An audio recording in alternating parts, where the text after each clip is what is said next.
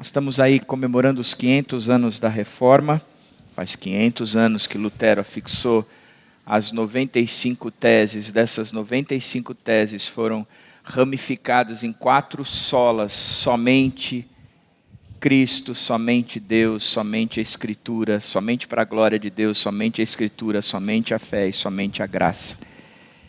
É em cima desse evangelho da liberdade, onde não há... Isso é bonito porque é o evangelho da graça de fato, onde não pesa mais sobre nós a obrigação e a tentativa de que nós somos os responsáveis pela nossa salvação, ou pela nossa transformação, ou pela nossa aproximação em relação a Deus. É um evangelho da liberdade. Nós somos livres porque Jesus Cristo nos fez livres. Então eu quero olhar para Gálatas 5, a partir do verso 13 e em diante, e pensar um pouquinho mais nesse evangelho da liberdade. Irmãos, vocês foram chamados para a liberdade, mas não usem a liberdade para dar ocasião à vontade da carne. Ao contrário, sirvam uns aos outros mediante o amor. Toda a lei se resume num só mandamento: ame o seu próximo como a si mesmo. Mas se vocês se mordem e se devoram uns aos outros, cuidado para não se destruírem mutuamente. Interessante esse texto, né? Naquela época já existia isso. Por isso digo, vivam pelo Espírito, de modo nenhum satisfarão os desejos da carne, pois a carne deseja o que é contrário ao Espírito, e o Espírito o que é contrário à carne. Eles estão em conflito um com o outro, de modo que vocês não fazem o que desejam. Mas se vocês são guiados pelos Espíritos, não estão debaixo da lei. Ora, as obras da carne são manifestas: imoralidade sexual, impureza e libertinagem, idolatria e feitiçaria, ódio, discórdia, ciúmes, ira, egoísmo, dissensões, facções e inveja, embriaguez e orgias e coisas semelhantes. Eu os advirto, como antes já os adverti: aqueles que praticam essas coisas não herdarão o reino de Deus. Mas o fruto do Espírito é amor, alegria, paz, paciência, amabilidade, bondade, fidelidade, mansidão e domínio próprio. Contra estas coisas não há lei. Os que pertencem a Cristo Jesus crucificaram a carne com as suas paixões e os seus desejos. Se vivemos pelo Espírito, andemos também pelo Espírito. Quando a gente começa a ler este texto e a gente olha para as nossas vidas, a gente percebe que o Evangelho diz que nós fomos finalmente alcançados para a liberdade. Finalmente nós alcançamos a liberdade. Isso é uma característica clara do texto de Gálatas, porque ele começa com uma consideração inicial dizendo: irmãos, vocês foram chamados para a liberdade, mas não usem a liberdade para dar ocasião à vontade da carne. Ao contrário, sirvam uns aos outros mediante o amor. Toda a lei se resume num só mandamento: ame ao próximo como a si mesmo. A afirmação inicial de Paulo é: irmãos, vocês foram chamados para a liberdade. Interessante que o que Paulo está nos ensinando é que a vida que o cristão vive de fato, aquele que se rendeu a Jesus Cristo, aquele que entendeu quem ele era, aquele que foi alcançado pela obra da graça e pela fé chegou-se a Jesus Cristo para a glória de Deus Pai, esta pessoa vive para a liberdade. Ele alcançou a liberdade. Não há mais nada que o acorrente, mais nada que o prenda. Por isso nós podemos olhar para essa afirmação inicial e este texto inicial e trazer algumas considerações. A primeira de todas elas é: o Evangelho nos liberta da lei. Para que nós fomos livres? Ou do que nós fomos livres? Nós fomos livres da lei. Irmãos, vocês foram chamados para a liberdade. Vimos que semana passada que é impossível ser salvo pela lei. Ninguém consegue viver a lei de fato na sua integralidade. Se nós tivéssemos que seguir a lei de fato em todo o seu sentido, nós não conseguiríamos ser salvos. Ainda essa semana eu recebi um WhatsApp de uma pessoa dizendo: André, por favor, me ajuda. Eu tenho conversado com um adventista e o adventista tem dito o seguinte, que nós não guardamos o sábado. Então nós olhamos para a Bíblia e escolhemos quais são os mandamentos que nós queremos seguir e quais são os mandamentos que nós não queremos seguir. Por isso nós tornamos o Evangelho ou a lei de Cristo, a Bíblia, relativa de acordo com os nossos interesses. Eu disse, eu acho que pelo contrário. Quem escolheu os mandamentos que pode ou não escolher ou viver, foi ele e não nós. Porque ele está dizendo que a guarda do sábado é obrigatória. O que nós aprendemos no Novo Testamento é que o descanso é obrigatório. E todo dia é santo. Não existe mais um dia santo. Todos os dias são santos. Mas que o descanso, ele é obrigatório. Agora, se ele quer viver de acordo com todos, tem alguns mandamentos que ele não gostaria de viver. Por exemplo, se o filho pecar, que leve à porta da cidade e ali ele seja apedrejado. Se ele se tornar rebelde.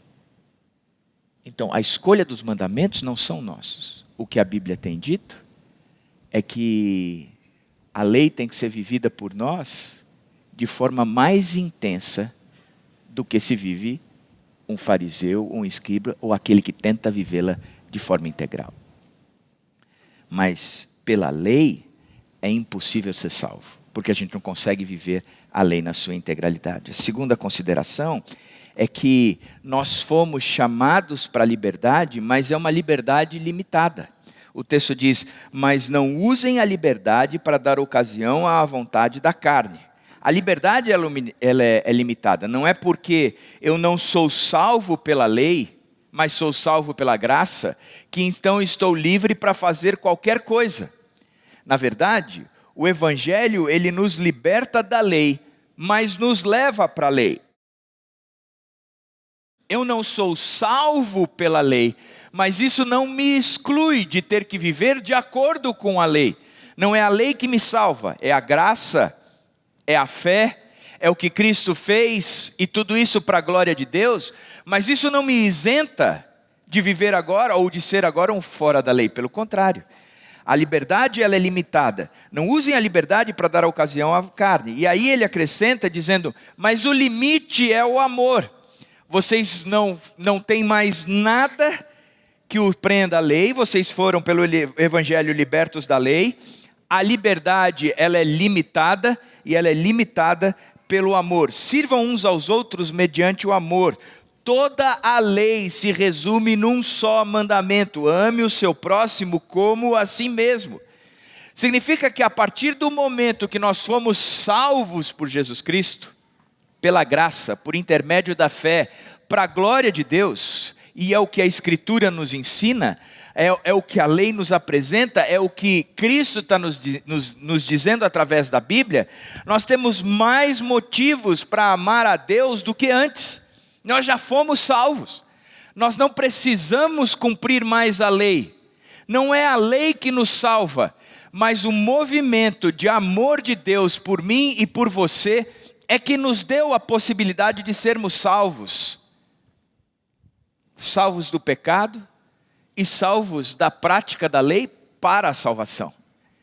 Entretanto, por termos sido salvos, a responsabilidade sobre nós pesa mais ainda. Se o cumprir da lei de vocês, se a justiça de vocês não for infinitamente superior ao dos escribas e fariseus, vocês não entrarão no reino dos céus, disse Jesus. Significa que o limite para nós, dentro da lei, é o amor. Mas como assim? Como é que eu posso, por amor, estar limitado, inclusive pela lei? Nós podemos olhar o limite do amor em cima do texto de 1 Coríntios 6, onde ele diz, o limite é o amor. E o filtro para saber se você está amando é liberdade ou escravidão. 1 Coríntios 6,12 diz, tudo me é permitido, mas nem tudo convém. Tudo me é permitido, mas eu não deixarei que nada me domine. Eu posso todas as coisas agora. Eu fui liberto pela lei. Eu não tenho mais nada que cumprir ou obedecer, porque eu já fui liberto. Cristo me salvou pela graça. É o que Romanos 6 trabalha, finalzinho de 6, dizendo, aonde abundou o pecado, superabundou a graça. Que diremos, pois? Permaneceremos no pecado para que a graça seja maior? Paulo parece que sabe que o evangelho ia chegar aos brasileiros, e os brasileiros gostam de dar jeitinho em todas as coisas, e Paulo chega dizendo o seguinte, eu sei o que vocês estão pensando, eu sei o que vocês brasileiros já devem estar com esse negócio na cabeça. Vocês já estão pensando assim, nós fomos salvos pela graça. Então, se nós fomos salvos pela graça, significa que aonde abundou o pecado, superabundou a graça. Olha só, se há muito pecado, a graça sempre será maior. Então, vamos ter muita graça, vamos pecar demais, para que a graça seja cada vez maior na nossa vida. E Paulo diz, de maneira nenhuma. Vocês que morreram para o pecado, deverão viver de forma diferente. Por isso eu não posso olhar para mim e dizer, tudo me é permitido agora. Eu posso dizer, tudo me é permitido, mas nem tudo convém. Tudo me é permitido, mas eu não deixarei que nada me domine. Se eu sou livre da lei, entretanto sou limitado pelo amor, como é que eu sei o que eu posso fazer? Se isso está promovendo liberdade ou se isso está promovendo escravidão. Porque não pode me dominar. Eu não posso ser dominado por isso. O que eu estou fazendo, eu tenho liberdade de fazer. Me é permitido fazer. Isso vai me dar liberdade ou vai me dar escravidão? Segundo o filtro, o limite é o amor, mas eu serei uma pedra ou eu serei uma ponte? 1 Coríntios 8,13 diz, portanto, se aquilo que eu como leva o meu irmão a pecar, nunca mais comerei carne para não fazer o meu irmão tropeçar. Eu tenho liberdade de comer carne? Tenho liberdade de comer carne. Mesmo que sejam carnes sacrificadas a ídolos, mesmo que sejam carnes sacrificadas a ídolos. Porque se eu der graças, o Senhor, Ele traz a purificação ou a liberdade para que eu coma aquilo. Ah, mas se eu estou passando no meio da encruzilhada, tem ali aquele frango, ali tem aquele porco, porque porco hoje em dia só serve para fazer oferenda diabólica, não faz nada, porque serve para quê? Nada. Então, mas tem aquele porco, eu posso comer? Segundo a Bíblia, se você dá graças, não tem problema nenhum. Mas, por causa do amor, eu sou limitado. Eu tenho liberdade? Eu tenho. Quando? Eu serei pedra ou eu serei uma ponte? A pessoa vai se escandalizar comigo ou ela vai dizer, caramba, eu quero isso aí. Portanto, a liberdade, ela é aplicada a mim e eu a tenho, limitada pelo amor. Um terceiro filtro, eu edificarei ou eu destruirei? 1 Coríntios 10, 23, repete a frase de 1 Coríntios 6, quando ele diz, tudo me é permitido, mas nem tudo convém. Tudo me é permitido, mas nem tudo edifica. Nem tudo edifica. Significa que eu vou edificar ou eu vou destruir? O que é que eu estarei promovendo? Edificação ou destruição? No primeiro momento, ele pergunta se aquilo vai me dominar. No segundo momento, o que ele está perguntando é, o que eu vou fazer vai trazer destruição ou edificação?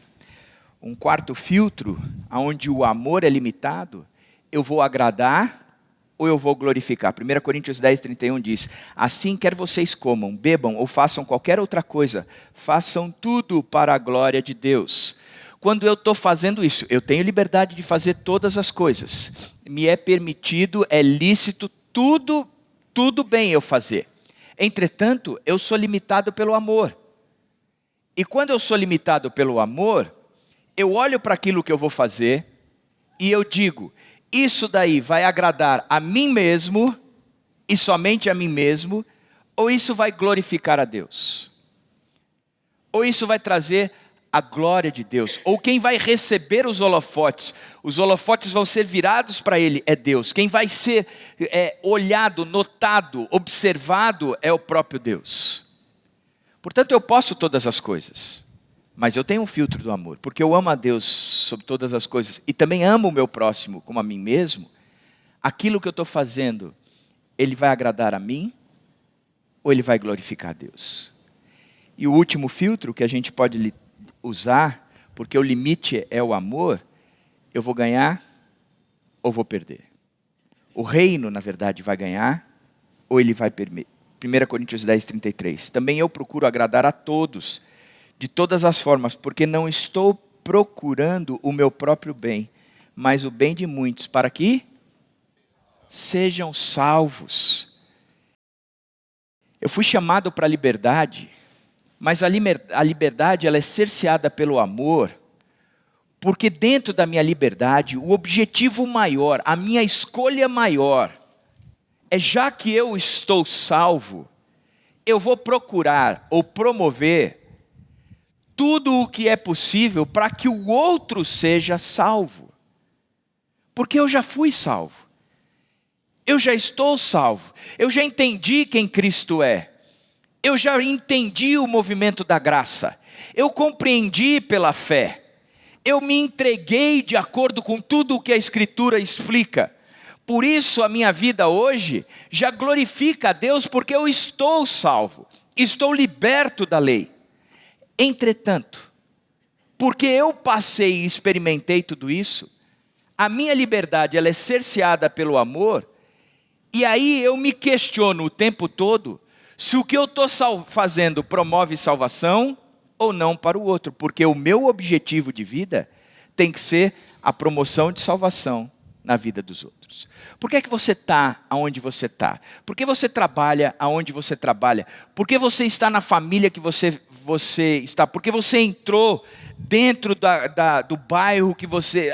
porque eu procuro qualidade de vida, porque eu quero uma carreira profissional, eu escolhi a família que eu escolhi, porque eu achei a minha esposa linda, e eu estou... Não! Você fez tudo isso numa liberdade? Tinha uma escolha? Tinha, mas há um limite na sua liberdade. E o limite é, você entrou aonde você entrou, para ser canal de salvação, para promover a salvação. Você não está lá para receber promoção, um bônus de final de ano. Você está lá para que antes de qualquer coisa, outras pessoas venham conhecer a Jesus Cristo, a graça, e entregar a sua vida pela fé, para que Deus receba a glória. É por isso que você está onde você está. É por isso que você existe aonde você existe. E você tem liberdade para isso. Você pode até ter escolhido isso, todas as coisas me são lícitas, eu posso fazer isso, mas eu tenho um limite. Liberdade ou escravidão? Pedra ou ponte? Edificar ou destruir? Agradar ou glorificar? Ganhar ou perder? Entenderam? Então eu fui chamado para a liberdade? Eu fui chamado para a liberdade. E agora eu já vivo a plenitude dessa liberdade? Eu vivo a plenitude dessa liberdade, mas com uma realidade. A realidade de que nós crescemos à medida que lutamos. Nós crescemos à medida que lutamos. Olha o que Gálatas 5, 16 a 18 diz. Por isso digo, vivam pelo Espírito e de modo nenhum satisfarão os desejos da carne. Pois a carne deseja o que é contrário ao Espírito, e o Espírito o que é contrário à carne. Eles estão em conflito um com o outro, de modo que vocês não fazem o que desejam. Mas se vocês são guiados pelo Espírito, não estão debaixo da lei. Olha que coisa interessante, ele vem dizendo, vocês têm liberdade, e é para a liberdade que nós fomos chamados. Existe um filtro, o filtro é o amor. A lei se resume em amar o próximo como a nós mesmos. Por isso, vocês podem todas as coisas? Vocês podem todas as coisas. De que maneira? Cerceadas pelo amor. Vocês estão livres para amar. Legal, legal. Como é que isso se aplica? Se aplica quando nós crescemos à medida que lutamos. Não é um pacote que nós recebemos. Entendi quem Cristo é. Puf! Agora eu tenho liberdade cerceada pelo amor. E eu vou viver essa liberdade cerceada pelo amor na sua totalidade. É pé no acelerador. É pé lá embaixo. É em quinta. Em alguns carros em sexta. É na imigrante sem trânsito e sem pedágio. Mesmo que se tiver pedágio, eu passo correndo. Porque agora eu vivo na minha intensidade, ou na minha liberdade, cerceada pelo amor. Gente, isso é impossível e é imaturidade acreditar que a nossa salvação cai em um pacote completo e de repente nós estamos zens espiritualmente. O mundo está caindo e nós glória, glória, aleluia. E para por aqui para ninguém sair correndo. Não é assim. Nós crescemos à medida que lutamos. Por isso diga, vivam pelo Espírito e de modo nenhum satisfarão os desejos da carne, pois a carne deseja o que é contrário ao Espírito, e o Espírito que é contrário à carne. Eles estão em conflito um com o outro, de modo que vocês não fazem o que desejam, mas se vocês são guiados pelo Espírito, não estão debaixo da lei. Primeira característica, vivemos uma guerra civil. É uma guerra interna. O texto diz, eles, a carne e o espírito, estão em conflitos um com o outro, de modo que vocês não fazem o que desejam. Existem duas naturezas em operação em todo cristão o tempo todo. O espírito e a carne. Agora se tornou um jargão, né? Um tipo de cumprimento cristão. Antigamente o pessoal dizia, a paz do Senhor. Deus te abençoe, e assim por diante. Agora o cristão chega e diz, Deus é bom. E o outro responde, o tempo todo, Deus é bom. Aí fica aquele negócio. Deus é bom. O tempo todo Deus é bom. Em vez de dizer, olá, como você vai? Deus é bom. E o outro responde, o tempo todo Deus é bom. A gente deveria trazer uma outra realidade. Deus é bom e o tempo todo Deus é bom. Mas a gente deveria dizer, o Espírito está aqui. E o outro diz, mas a carne também. Porque é uma realidade. Deus é bom? Deus é bom. O tempo todo Deus é bom? O tempo todo Deus é bom. Mas o Espírito está aqui. Mas a carne também. E um milita contra o outro. Um guerreia contra o outro. E a pau. E a pau. Andamos por uma e não satisfazemos a outra e vice-versa. Não tem condição na face da terra que você consiga viver na carne e no espírito satisfazendo as duas. Não tem.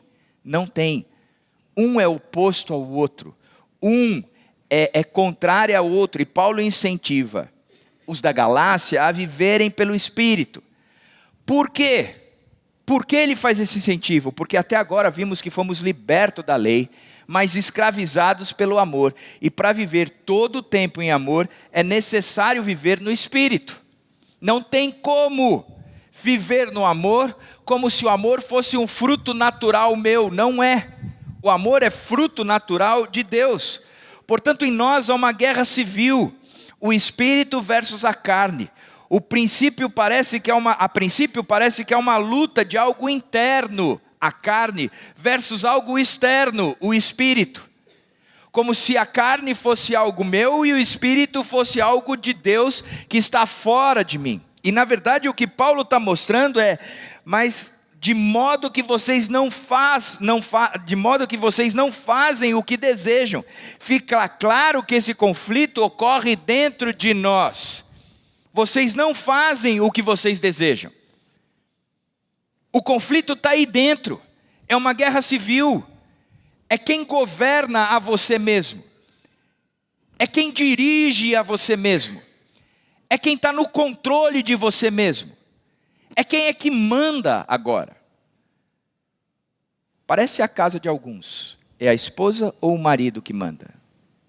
Quem me conhece não tem dúvida nenhuma, lá em casa é a Dani. Já me entreguei ao Espírito. Já entendi como funciona. Mas tem casas que fica o marido e a mulher guerreando entre si, batendo. É como Paulo está nos ensinando, é uma guerra civil, é um combate por quem controla a nação homem. Vivemos uma vida por meio da natureza humana que está aqui governando sozinha e sem sofrer oposição nenhuma. Eu lidero a minha vida, sempre liderei a minha vida, sempre fiz as minhas escolhas, todas as coisas me são permitidas, eu vivo de acordo como eu bem entendo. De repente, eu entendo a Escritura, eu compreendo quem é Cristo, eu entendo o movimento da graça, pela fé eu recebo, e a partir de então eu tenho que viver para a glória de Deus. Aí a coisa complica. Porque antes não tinha oposição nenhuma. De repente se levanta uma oposição interna. O Espírito Santo que habita em mim começa a dizer: cara, você vive de acordo com sua própria vontade. Agora você precisa viver de acordo com a vontade de Deus. Você agora é regido pelo amor. Você não pode mais viver do jeito que você está. E a nossa carne entra em confronto, em conflito com o Espírito. E sem dúvida nenhuma, uma luta interna, uma guerra civil é instaurada na nossa vida. Segunda coisa é que ela é caracterizada por desejos antagônicos.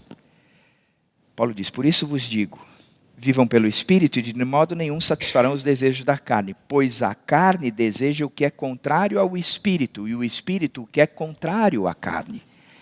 A natureza desses conflitos são os desejos da carne versus os desejos do Espírito. Aqui a palavra desejo, ela vem do grego epitomia, que significa um super desejo, ou um desejo excessivo, um desejão. Não é uma vontadezinha, mas é algo que me domina. Não é simplesmente a vontade de tomar sorvete, a vontade de jogar bola, mas é algo que me controla. É um impulso, um anseio que controla a minha vida inteira. Acho bacana uma frase de um sujeito chamado David Powlison. Ele diz: se a idolatria é o termo característico resumido do Antigo Testamento para a nossa tendência de nos afastarmos de Deus, então desejos, epitomia, é o termo característico e resumido do Novo Testamento para o mesmo movimento. O Velho Testamento, ele fala muito de idolatria.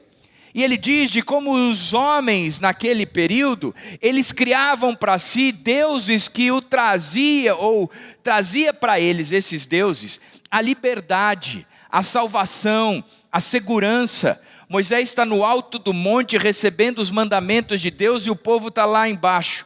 40 dias Moisés lá em cima, e o povo começa a ficar inquieto, chama e diz: escuta, Moisés, que nos tirou do Egito e nos trouxe até aqui, sumiu, cara, a gente não sabe aonde ele está. Sabe qual é o resultado de tudo isso?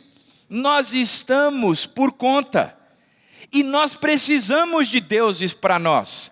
Portanto, cria outros deuses para nós, que estes deuses nos darão segurança, proteção aqui no meio do deserto, dessa terra tão estrangeira. Ele não diz: então tá bom, me tragam aí os brincos, os anéis, os colares dos jovens e das mulheres, e vamos ver o que acontece. Na conversa com Moisés mais tarde, ele diz: cara, eu peguei tudo isso, joguei aqui no potinho para derreter o ouro, e saiu esse bezerro. Porque o povo tem no seu coração a tendência a ser idólatra. Na verdade, nós nascemos para a adoração. E nós vamos escolher algo, alguém, alguma coisa que se torne o nosso Deus. No Velho Testamento, ele fala da possibilidade da criação de imagens. No Novo Testamento, ele fala desses desejos desenfreados, a vontade absoluta de satisfazer-se por qualquer coisa. Eu quero, eu preciso, é do meu interior, sou eu que vou criar para mim um emprego, uma pessoa, uma comida, uma bebida, um desejo desenfreado, por isso me controlar, por isso me segurar, por isso me administrar. Por isso, Paulo diz, pois a carne deseja o que é contrário ao Espírito, e o Espírito o que é contrário à carne. E o que Paulo diz é que a carne super deseja contra o Espírito. A carne tem esse desejão, esse mega desejo. Em João 16, Jesus disse o seguinte, que o Espírito viria para glorificá-lo. Olha, eu estou indo para junto do Pai, mas vocês não vão ficar sozinhos. O Espírito está vindo e Ele vai ficar com vocês. E esse Espírito, Ele vai fazer tudo para glorificar o Pai. Ou seja, enquanto a nossa carne tem super desejos que por todas as coisas, pessoas e condições criadas, o Espírito anseia por Jesus na nossa vida. O Espírito deseja Jesus na nossa vida. O Espírito busca que nós nos tornemos o mais parecidos com Jesus. Lembra como tudo faz sentido? Deus cria no Éden, o ápice da criação, é um ser à sua imagem e semelhança, dizendo, vocês são criação e eu sou criador, mas vocês se tornaram o mais parecido comigo. É o que há de mais próximo, igual na criação, em relação ao Criador. Só que nós, como criação, nós nos rebelamos em relação a tudo isso, e o que nós fizemos e desejamos foi nos tornar o Criador. Criamos para nós deuses que não é o Deus verdadeiro. O que o Espírito Santo está promovendo em nós é o resgate da criação. É que nós nos tornemos o mais parecido com Deus, Jesus Cristo, como Deus havia planejado para nós. Paulo em Romanos 7 descreve muito bem tudo isso. No íntimo do meu ser tenho prazer na lei de Deus. Eu quero ser parecido com Deus. No íntimo do meu ser, eu quero que a minha vontade pecaminosa caia. Que a minha carne seja esmagada. E se eu perguntar para cada um dos cristãos que estão sentados aqui hoje, dizer, no íntimo do seu ser, você não gostaria mesmo, de fato, ser mais parecido com Jesus Cristo? Claro que gostaríamos. Porque se nós falarmos nós não gostaríamos, nós não somos cristãos. Porque o cristão, aquele que o Espírito passou a viver, vive uma guerra civil. Eu quero isso, eu desejo isso. Mas, Paulo diz, vejo outra lei atuando nos membros do meu corpo, guerreando contra a lei da minha mente, tornando-me prisioneiro da lei do pecado que atua em meus membros. Ele diz, eu vivo uma guerra civil, sim, é antagônico. A minha mente deseja o ser parecido com Jesus Cristo, mas os membros do meu corpo, o meu corpo como um todo, ele diz, não é isso. Você tem que buscar algo que satisfaça você mesmo, são desejos antagônicos. Um quer se render a Deus, o outro quer continuar controlando. Há uma esperança. Se vocês são guiados pelo Espírito, não estão debaixo da lei. É uma luta, mas tem a vitória como garantia. Vocês estão vivendo essa luta. Mas saiba que essa luta é boa. A consciência dessa luta é boa, só vem pelo Espírito Santo. Por isso, fica firme. Fica firme. Agora, uma das coisas que o texto também mostra para nós, é claro nisso, é que nós podemos descrever essa luta. Como é que essa luta ela é caracterizada de fato? Ora, as obras da carne são manifestas. E ele diz, escuta, eu vou descrever para vocês como essas lutas acontecem. E vocês vão poder enxergar, ter um checklist de coisas que caracterizam o que é carne e de coisas que caracterizam o que é o Espírito. E lembra aquilo que eu sempre disse, de um lado você tem as obras da carne, do outro lado você tem o fruto do Espírito. De um lado estou eu no controle, do outro lado está Deus no controle, e eu sou um pêndulo. Visualiza aí com força uma bola aqui na frente. Eu sou um pêndulo, estou de um lado para o outro. Se eu estou próximo das coisas de Deus, eu estou distante das coisas da carne. Entretanto, se eu estou próximo das coisas da carne, eu estou distante das coisas de Deus. Esta lista é boa para que eu possa olhar para ela e olhar para mim mesmo e dizer aonde eu estou. Estou próximo de Deus ou estou distante de Deus? E também nos ensina uma regra boa. Eu não luto contra o pecado. Eu me aproximo de Deus. Quanto mais próximo eu estou de Deus, mais distante eu estou do pecado. É Ele quem me afasta do pecado. Por isso, Paulo diz, as obras da carne são manifestas. Nós sabemos quais são. Podemos listá-las. Imoralidade sexual, impureza e libertinagem. Vê que ele trabalha em grupo. Imoralidade sexual, impureza e libertinagem. Ponto e vírgula. Idolatria e feitiçaria. Ponto e vírgula. Ódio, discórdia, ciúmes, ira, egoísmos, dissensões, facções e inveja, ponto e vírgula, embriaguez, orgias e coisas semelhantes. Eu os advirto como antes já os adverti. Aqueles que praticam essas coisas não herdarão o reino dos céus. Olha que coisa interessante. Ele divide o texto, ele divide essa mensagem em 4 grupos claros. O primeiro grupo é a imoralidade sexual, a impureza e a libertinagem. 3 palavras relacionadas às obras da carne na área da sexualidade. Imoralidade sexual, a relação sexual entre pessoas que não são casadas. O sexo fora do casamento é algo que é característico da vida vivida pela carne. Ele diz da impureza, práticas e relacionamentos sexuais não naturais, coisas que não foram criadas por Deus. Deus criou homem e mulher os criou, deixa pai e mãe, una-se a mulher, então se torne uma só carne, então a partir daqui vocês podem ter uma relação sexual. O que sai disso é impureza. O que sair disso é impureza. E a libertinagem, a sexualidade descontrolada. Gente que não vive sem sexo. Gente que não consegue controlar os próprios impulsos. Gente que não consegue ter uma conversa com uma mulher sem pensar ou sem desejá-la.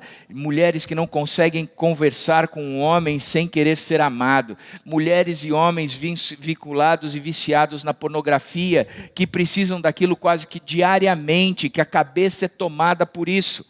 Ele diz, essas são marcas de uma vida centrada ou administrada pela própria carne. A imoralidade sexual, a impureza e a libertinagem. 3 palavras relacionadas às obras da carne na área da sexualidade. Depois ele traz 2 palavras que estão relacionadas com a área da religião. Ele diz da idolatria e da feitiçaria. A idolatria, ela fornece um substituto inadequado para Deus.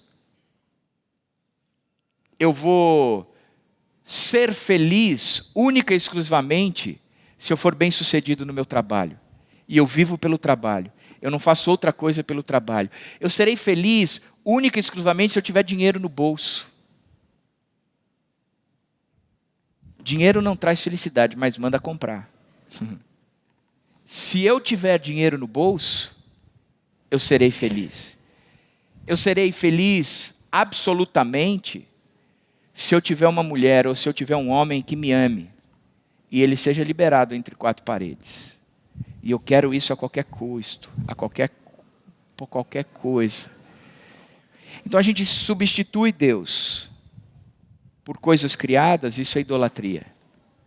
Da mesma forma como a feitiçaria, ela é falsificar a obra do Espírito. Ela é mascarar o que o Espírito faz. Ela atribuir a outras coisas as ações do Espírito. Depois ele traz 8 palavras na área de relacionamento. Gente, o cristianismo nos converte para o próximo. A carne nos afasta do próximo.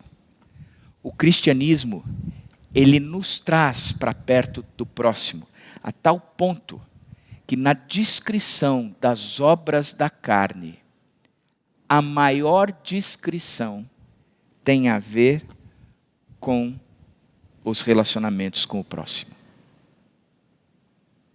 Olha que coisa.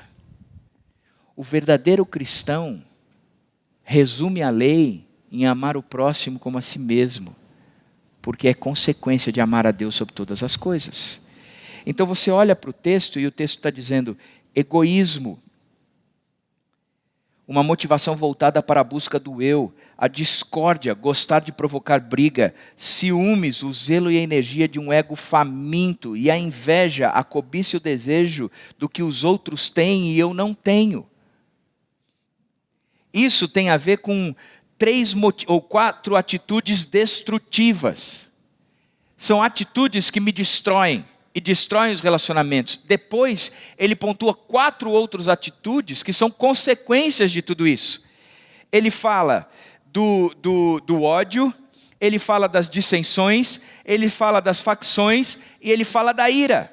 O ódio é a raiva descontrolada contra o outro. O resultado de tudo isso é que eu começo a ter uma raiva descontrolada. Eu olho para o Arley e eu não suporto o Arley. Eu olho para a Mônica e eu entendo o porquê o Arley não suporta a Mônica. E aí eu não suporto o Arley porque ele não suporta a Mônica. Eu tenho um ódio absurdo. Eu promovo divisões entre as pessoas, as dissensões. Eu promovo rivais permanentes. Não é só uma briguinha, porque só a briguinha já é fato. Mas é tornar esta pessoa meu rival permanente. Belém, Belém, nunca mais estou de bem. E por fim, a ira, a explosão de raiva, a explosão de ódio, o comportamento não controlado. A pessoa fala o que bem quer, ela diz o que entende, ela expressa a sua forma corporal de maneira clara, visível. Portanto, o egoísmo, a discórdia, os ciúmes, a inveja, o ódio, as dissensões, as facções e a ira. E por fim, 2 palavras que se referem a abuso de substâncias. 2 palavras como a embriaguez e as orgias. Uma das obras da carne é o vício em substâncias e comportamentos que criam o prazer. A Bíblia condena o beber? Não. Pelo contrário. No Novo Testamento, inclusive, o vinho está sempre vinculado à alegria.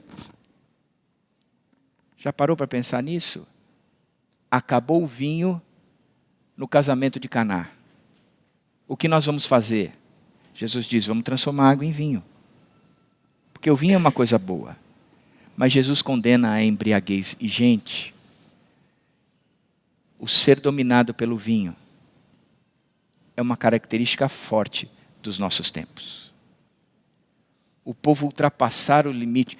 Eu posso beber quanto eu quiser que eu não fico alto. Cara, isso é hipocrisia. Isso é loucura. Você não precisa beber o quanto você quiser. Porque o quanto você quer significa que você é dominado por você mesmo. Você tem que beber o limite que o Espírito Santo toca no seu coração.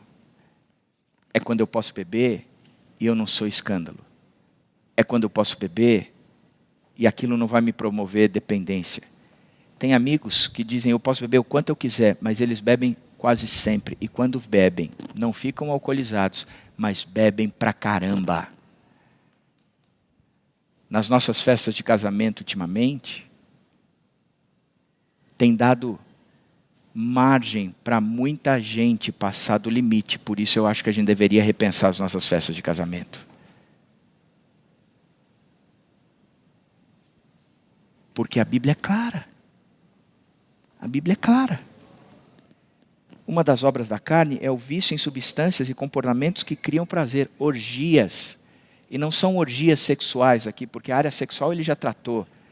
Aquela cumilança desgraçada. Você sai empanturrado, dizendo comi mais do que eu devia, comi mais do que eu devia. É pecado. Essa é uma luta minha tremenda, mesmo hoje. É onde a minha carne tenta me dominar. É onde eu tenho que me submeter diante do Espírito Santo. Agora, há aí a arma de vitória nessa luta. Gálatas 5, 22 a 23 diz, mas o fruto do Espírito é amor, alegria, paz, paciência, amabilidade, bondade, fidelidade, mansidão e domínio próprio. Contra essas coisas não há lei. Contra essas coisas, pode tomar à vontade, não há contraindicação. Toma à vontade, à vontade. Eu digo para você, ou eu pergunto a você, você não gostaria de ser conhecido como uma pessoa de amor, alegria, paz, paciência, amabilidade, bondade, fidelidade, mansidão e domínio próprio?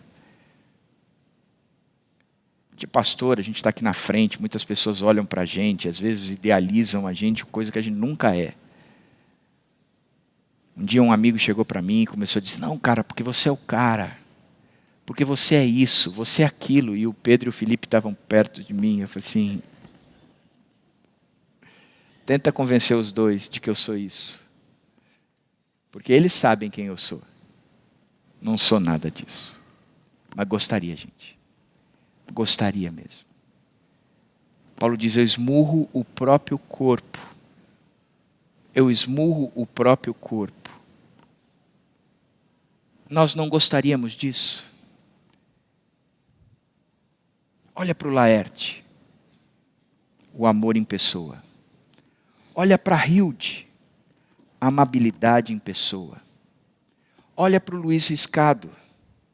A mansidão em pessoa. Olha para o Vitor. A carne em pessoa. Estava indo bem, né, Vitor? Mas é bacana que a arma contra tudo isso, ele diz, mas o fruto do... que Deus. Ele sabe que eu estou em luta. Mas ele traz a vitória para mim, dizendo, isso não é uma responsabilidade sua.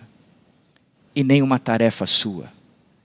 A mudança que acontece na sua vida é de responsabilidade minha, porque é um fruto que eu farei frutificar na sua vida.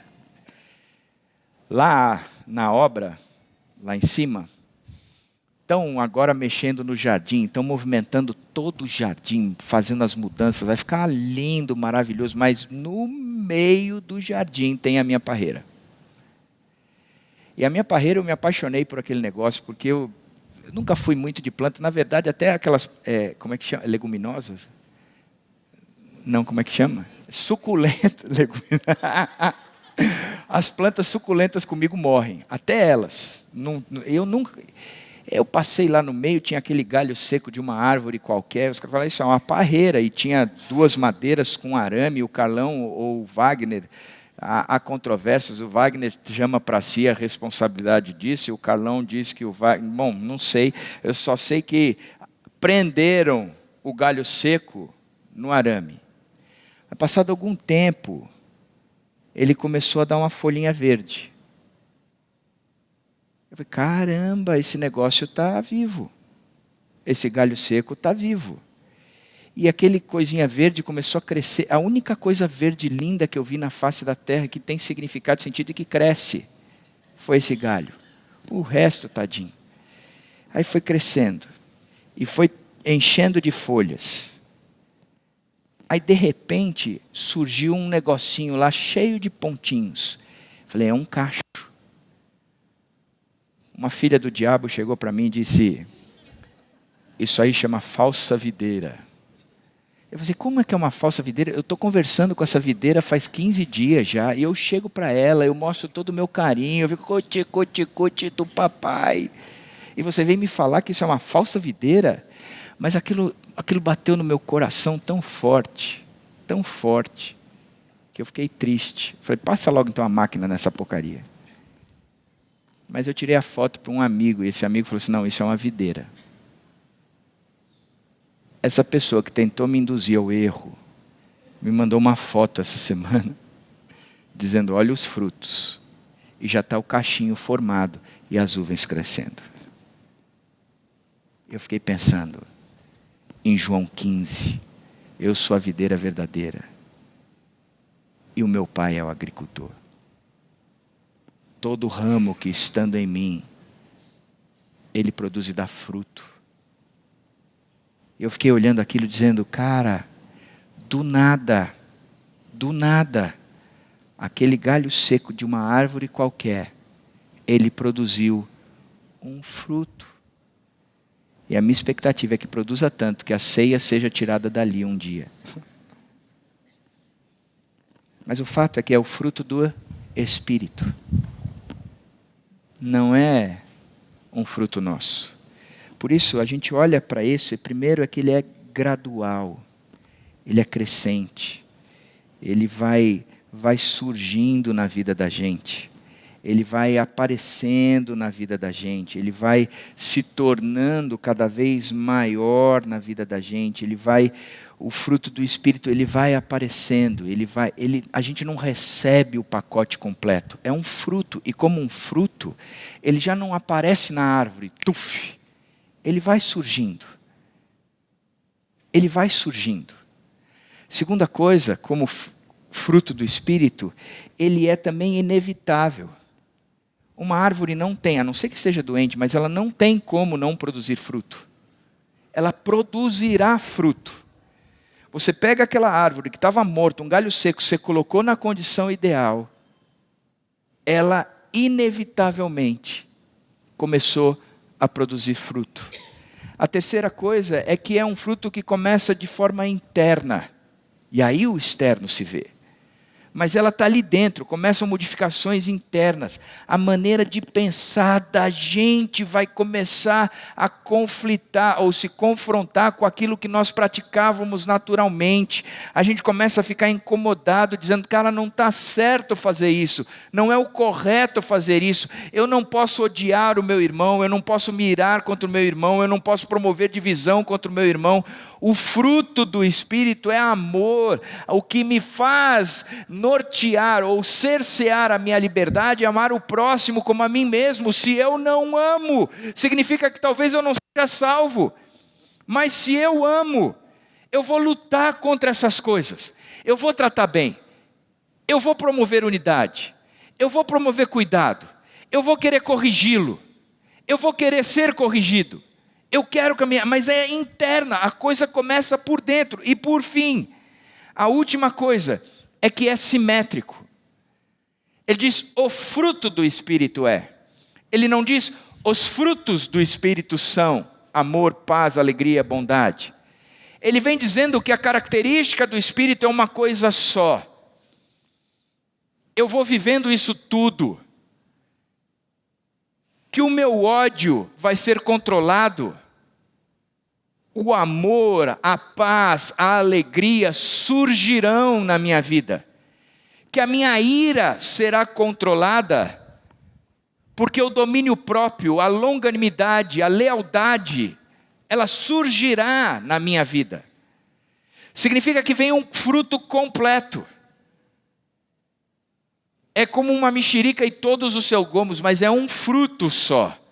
É algo que eu colho. Porque o Espírito Santo produz na minha vida. O fato é que se a gente resumisse a mensagem de hoje, de forma simples, você está livre, você está liberto, não tem nada mais que te segura, todas as coisas são permitidas. Entretanto, você foi liberto para ser cerceado, para ser modificado, você foi liberto para amar. E amar genuinamente a Deus sobre todas as coisas, e que você consiga amar o próximo como a si mesmo. Você saiba que isso é uma luta. É você contra o Espírito. E é uma luta interna, é uma guerra civil. Mas saia daqui na certeza de que o Espírito Santo frutifica na sua vida. A obra é dele, não é sua. Se você está perto das coisas que são suas, se você está perto do ódio, da ira, da divisão, só mostra que você está distante de Deus. Então para de lutar contra todas essas coisas e começa a se render à Escritura, começa a se render à graça, começa a se render a Cristo, tudo isso pela fé, para que você possa glorificar a Deus acima de tudo na sua vida. Que Deus traga essa compreensão e que possamos viver, de fato, o Evangelho que nos liberta. Livres para amar. Livres para amar. Que Deus abençoe muito a sua vida.